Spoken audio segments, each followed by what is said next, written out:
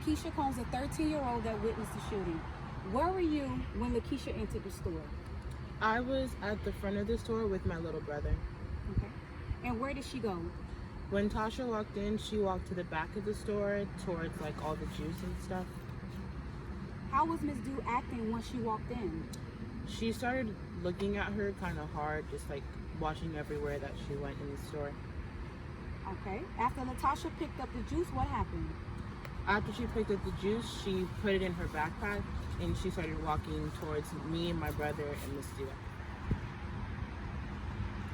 After she put it in her bag, what happened? She walked to the front with everyone there and she had, I think, like $2 or $3 in her hand. Did Latasha pay for the item? She didn't get to.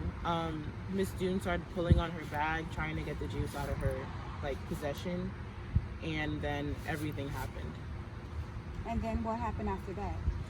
After that happened, they started swinging. Miss Dune wouldn't let go of her, so she hit her a few times in her face.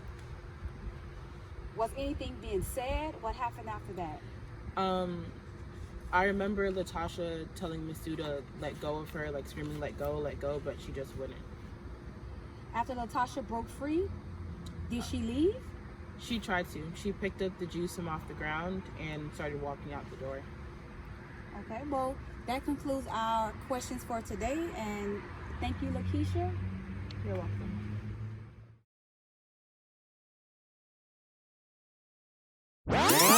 Depicts the last few moments of 15-year-old Latasha Harlan's life. Store owner Soonja Du thought 15-year-old Latasha Harlins was going to steal some orange juice. She had the money in her hand. You could see the money in the videotape. And the suspect grabbed the backpack, and there became a physical altercation over the backpack. And as our victim turned to walk away from the scene, the suspect raised a weapon and shot the victim in the back of the head.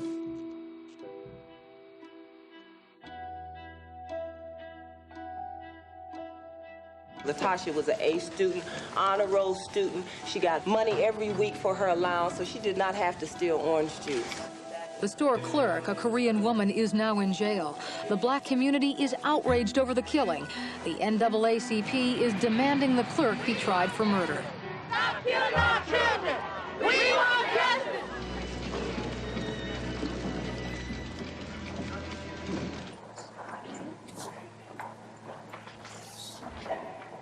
Please read the verdict. Title of court and cause. We, the jury, in the above time of action, find the defendant, Soonja Du, guilty of voluntary manslaughter in violation of Penal Code Section 192A. It is not a time for rhetoric, which serves no purpose other than to fuel the fire. It's like throwing gasoline on a fire that's already burning. It is my opinion that Mrs. Du is not a danger to the community, and that she is not going to reoffend. I know a criminal when I see one. I know a person who presents a danger to the community when I see one. When I don't, I treat that person as something other than that. We have our panelists. My name is Maria Santana, and my lovely panelists will be joining me today. I have Ira Reiner, Danny Bakewell, and Aaron Kaplan. Today we'll be discussing the tragedy of Latasha Harlins, a 15-year-old girl who went to the supermarket to purchase a bottle of orange juice. In doing so, she had the money in her hand, yet the storekeeper thought she was allegedly stealing. This led for her to be shot in the back of the head and laying dead on the grocery store floor. So how do you think the community should feel? I, for one, am outraged. There's no reason that her life should be taken from her, even if she was supposedly stealing. She wasn't. She had the money in her hand. She gave the clerk the orange juice back after the scuffle, and yet she still shot her. I agree. It's very upsetting that something like that had to happen with a young life taken so quickly.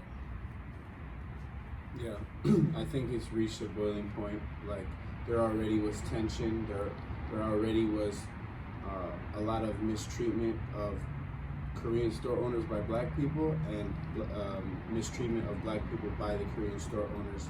So this was just the final straw. Now a little girl's life's being taken. It's too much.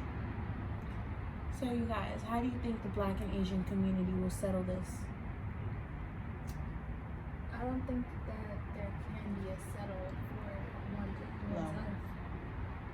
life. I know for one, for the time being, it's better that Black people stay away from the Korean shops than try and stay within their community and maybe open their own shops, because at the time, right now, the tensions are too high to coexist. With something like this happening, it affects the community, and it really has everyone watching each other a different way. Everyone is just more cautious of one another, and the only way to break the tension is to set laws so there is no price gouging, so there is no being followed within the store. And until some real change happens, things like Latasha Harlins is just going to keep happening over and over. So, in the case of Latasha Harlins, how do you think our justice system has failed us? I think that there's no way she should have gotten away with just 5 months of probation, especially when the jury wanted her to get 16 years. There's no way that a life could ever amount to just simply being fined in a few months of probation. Yeah, and I think that it's ignorant to say it doesn't have anything to do with race. If Latasha Harling was the one who had shot the Korean store owner, we know she would have been tried as an adult for murder or for at least voluntary manslaughter. And the fact that a white judge was able to supersede a jury's decision says that there's a flaw in the justice system. Definitely. I believe that since the judge found the defendant to not be any type of criminal, and she says that she can see whether or not that a person is a criminal, I don't think that's necessarily true. They see my skin as being criminal as itself, so how can that be? Yes, the judge herself said that she didn't see Ms. Ju as a threat to society, but when she was in no type of harm's way, she still felt the need to shoot someone who was facing away from her. Not only that, but it had a lot to do with, her case was a lot to do with the people that she had faced harassment, and that she had constantly faced threats in the store that made her feel like she needed to use a gun to defend herself. But that's not really what happened. She did that because she felt comfortable shooting a black girl. It was not because she felt threatened by a 15-year-old girl. So question, do you think that she knew because probably the color of her skin she could get away and have no repercussions towards her? Yeah, getting away in the sense that people are gonna believe that this little girl was trying to steal something because she's black, or that she was trying to be violent, or because she had the black eye that she was truly trying to defend herself.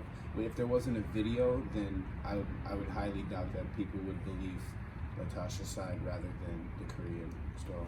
So that leads to my next question. It's a lot of being mentioned about the black stereotyping within, the community, and they stereotype us black individuals and, minorities in general. But do you think that contributed to this tragedy? Of course, that's obvious. If Latasha wasn't black, if she was a little white girl and she had just walked in, I don't think Ms. Ju would have thought that she was stealing. Yeah, why even say you're stealing when she has money in her hand? Mm-hmm. The second that you accuse somebody of stealing and they show you have money, it should end there, but it didn't. It got further and further. She took her bag out of her hand and it got physical, and it didn't need to go there. But the respect wasn't there, and she didn't look at her as a little girl, she looked at her as a criminal. Thank you for tuning in to South LA News 9. This concludes our panel for today. Welcome back. This brings us to the last question of the night. What do you think Soon Dun-ju's sentencing should have been?